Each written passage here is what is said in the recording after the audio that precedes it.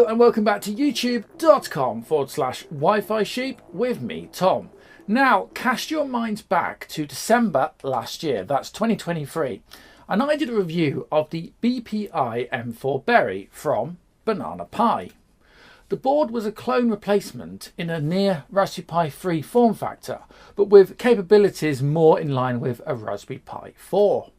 Overall, it was quite impressive, and it even worked as a drop-in replacement for a Pi 3 in an old Pi Top Seed unit. Off the back of that video, the good people at Banana Pi got back in touch with me and again asking would I like to review an additional product also in the BPi-M4 family of single board computers. Naturally, I said yes. And to their credit, Banana Pi got the new unit out to me in record time, so it actually arrived before Christmas just gone. Banana Pi are the original Pi clone production company, producing their own Pi branded single board computers around the same time as the Raspberry Pi launched back in 2012. However, since then, they have gone on to develop new and interesting products, including features we are still yet to see on the Raspberry Pi. So let's take a look at this latest offering. So just to recap, this is where we left off last time. This was the Banana Pi BPi-M4 Berry, which was kind of a drop-in replacement for Raspberry Pi 3, although it was a lot faster than the Raspberry Pi 3, so it made an ideal drop-in replacement. And it's a very good board in its own right, and you may remember we did a full review of this board, and yeah, it was fantastic. Now, as mentioned in the introduction, Banana Pi got back in touch with me and said, would you like to review an additional board from us? And they sent me this. This is the Banana Pi M4 Zero. That's right. Effectively, it's this board, but reduced to a zero form factor. And when I mean zero, I mean PiZero form factor. And there it is. So let's see if we can open this one up.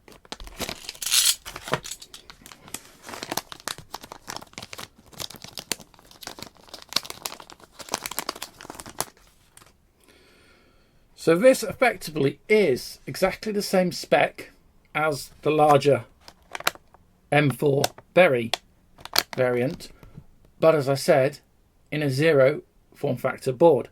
It uses the same Allwinner ARM H618 or 618 microprocessor. That's a quad core ARMX, I think it's an ARMX A53 if I'm correct. And this thing's actually clocked up to 1.5 gigahertz, and it comes with 2 gigabytes of RAM.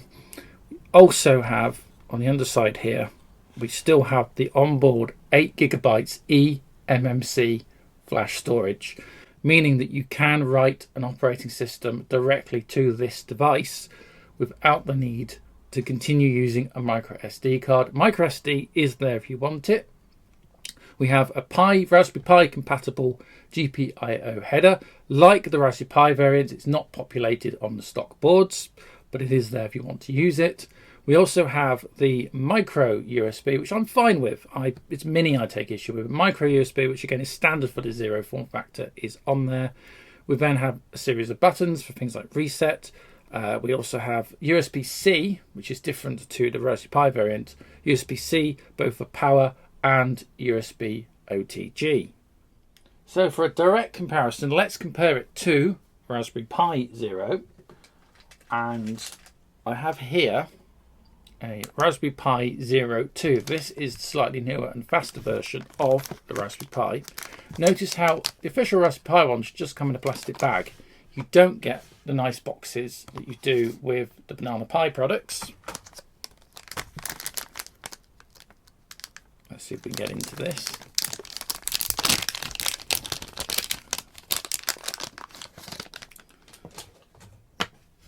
So here is the Raspberry Pi product, which you can see is virtually, if not the same footprint as the Banana Pi, but it's also a Cortex ARM A53, but it clocks slower. These things clock out at a mere 1 gigahertz. You have an extra 0.5, so an extra 500 megahertz of processing power on the Banana Pi variant. Also, these things only have 512 megabytes of RAM, as opposed to a full 2 gig on Banana PiZero. Underneath,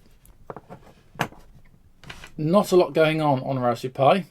You don't have, for example, the amazing onboard 8GB eMMC flash storage. Both do have Bluetooth, both do have Wi-Fi. The Banana Pi has a connector for an aerial. The aerial is not integrated into the PCB like it is on the Raspberry Pi version.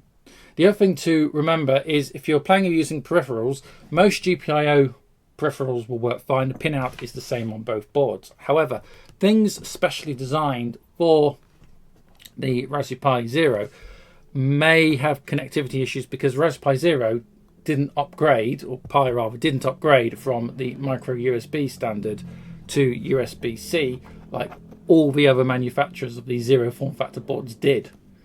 Now, I'm not saying things won't work, it's just you may need to adapt slightly to get stuff to work if you are planning using peripherals designed for the Raspberry Pi Zero on the Banana Pi Zero. But that said, the two boards are absolutely identical in size, and they are pin-to-pin compatible and screw-fit to screw-fit compatible. So there is lots of potential for these to be a drop-in replacement for all sorts of different things, plus the fact they're just so damn fast and they've got so much RAM on board when you compare it to the most up-to-date Raspberry Pi Zero 2 version from Raspberry Pi themselves. Now, something that always, and I mean always, comes up. The Banana Pi is what we call a clone board, and although it shares many compatible features with the Raspberry Pi, you can't just take a Raspberry Pi SD card and OS and expect it to work on a Banana Pi. This is due to the way the firmware and memory mapping is set up. So although both are ARM CPU devices, they don't share the same architecture. So Raspberry Pi uses Broadcom and Banana Pi uses the more widely used Allwinner ARM chipsets. Saying that, as both devices can run Debian Linux, in most cases your Raspberry Pi software and programs will just run fine and as expected on Banana Pi. And the GPIO pins are mapped to the same, meaning a large amount of hat boards and Pi add-ons would work with the Banana Pi systems as well.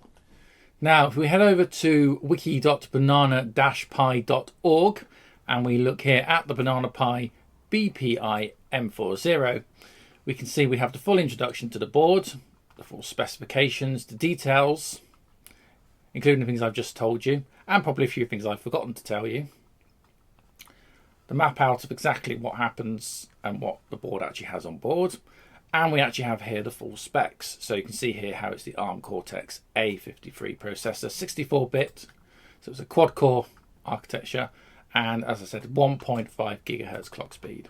Down the bottom here of the wiki, you do have resources. So you have things like the full schematics, introduction videos, DFX CAD files, etc., etc.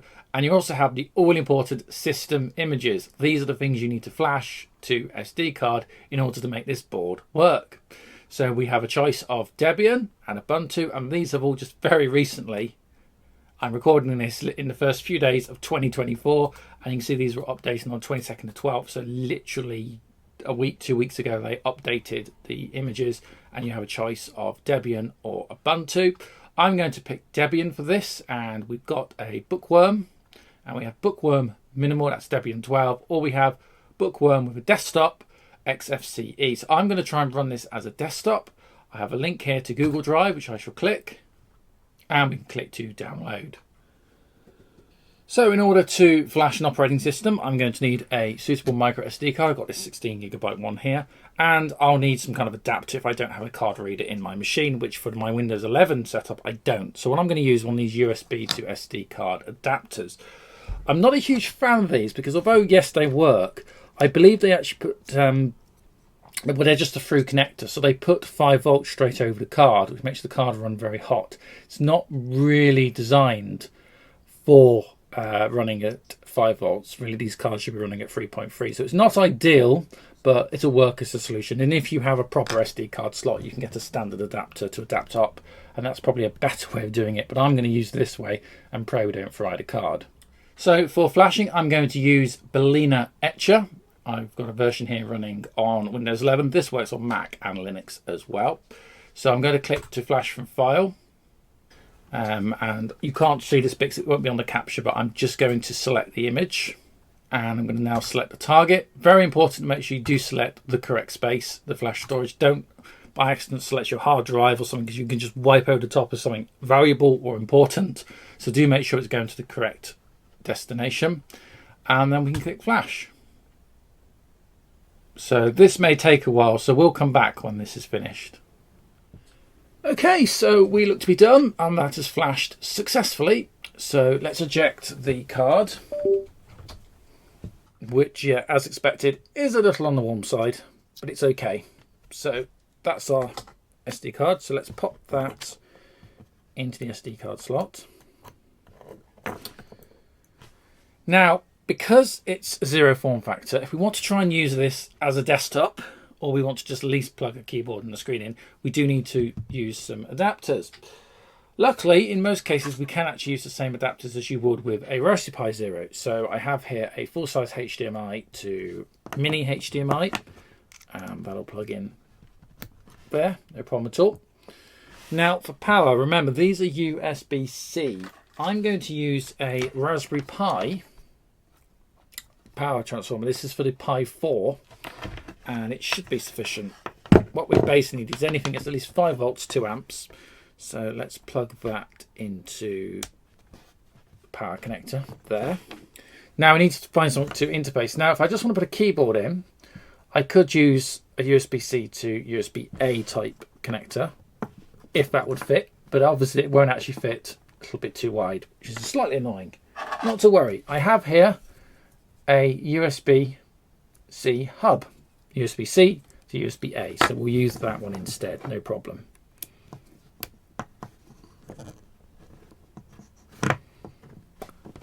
Okay, now to that I'll put a mouse and keyboard in. And I used one of these very cheap Poundland jobby mice, which, although cheap, I must say are very resilient and have worked very well for me for a number of years now. So plug our mouse in, and last thing we need to do is, so you can see what's going on, we'll just need to connect my HDMI capture card, which we'll do like so. Okay, final check. I think that's all looking quite good. Okay, I think we're ready to go. Now, a reminder, as I say all the time, the first boot always tends to be the slowest. These things tend to speed up a little bit after you've booted first time. So let's see what the speed's like on a first time boot. Well, we lit up, that's a good sign. Let's see what we see on capture.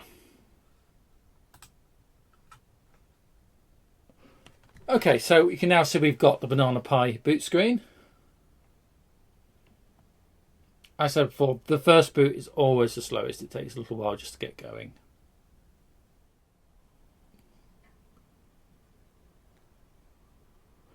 I see a cursor. That's a good sign.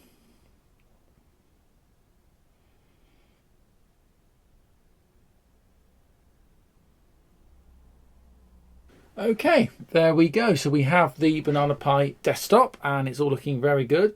By the way, I'm viewing this in 720p mode, but the Banana Pi-M4 Zero will actually output up to full 4K.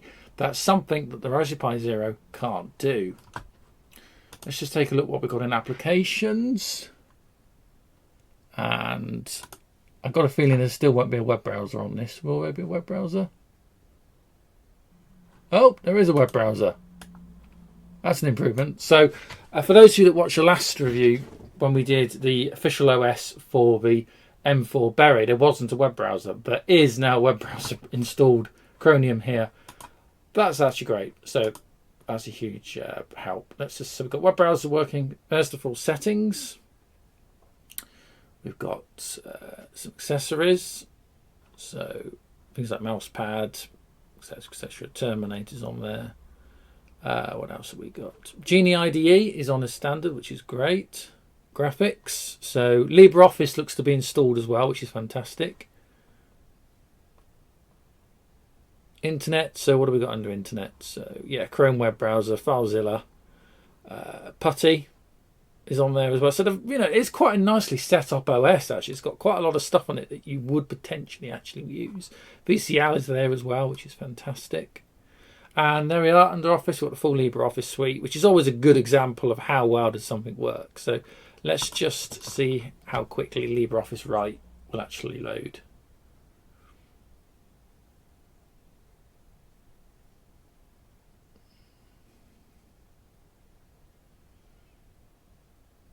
Not bad. Not bad. Not bad for a Zero. So yeah, absolutely. This is actually running really, really well. And there's Chrome. So I wonder if it can actually see on my, go to my networks, see what I can see. And